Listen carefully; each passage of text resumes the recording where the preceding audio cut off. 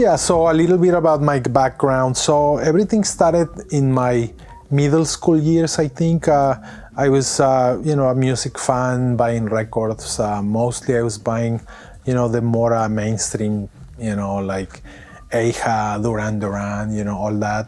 And then when I went to high school, I started connecting with different people, and then I started listening to more alternative music, and I got into the industrial music. So I started listening to Front to 42, Nitzareb, Skinny Puppy, and then I think around the high school time, that's when we started a radio show.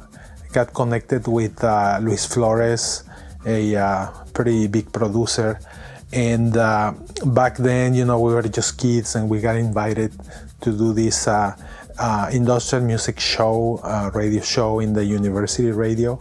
And that's how everything started, right? So we started getting now more music because of the radio station. So we listened to more and more music. And then slowly we started to get more curious about making the music or something like that. So we started researching on what are the instruments that they used.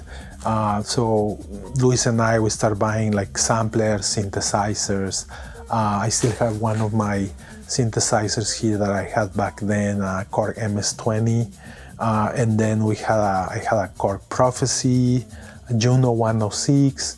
And then Luis got a samplers like the Ensoniq EPS, I think, and then the ASR X2, drum machines, things like that. So we just start kind of growing.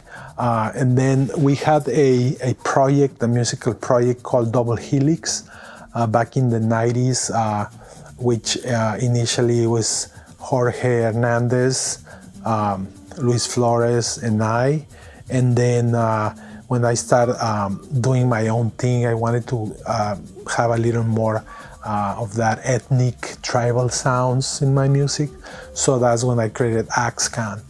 And then I started to basically invest more time on it, and then we basically split. So Double Helix basically became Luis Flores and Jorge, and then I was Axkan. And we did a few shows together, like I was opening or closing, and they, like a duo, and then me solo. And then, when we grew up, we moved to different places, right? So Luis Flores is now in Berlin, and then I moved to the States in '99. I was first in Chicago for about 10 years. And I've been in LA since 2011. But all this time, I continuously, the music production as Axkan. So yeah, that's basically how everything started. But it's very important to notice that I guess I'm coming into techno from an industrial music perspective, right?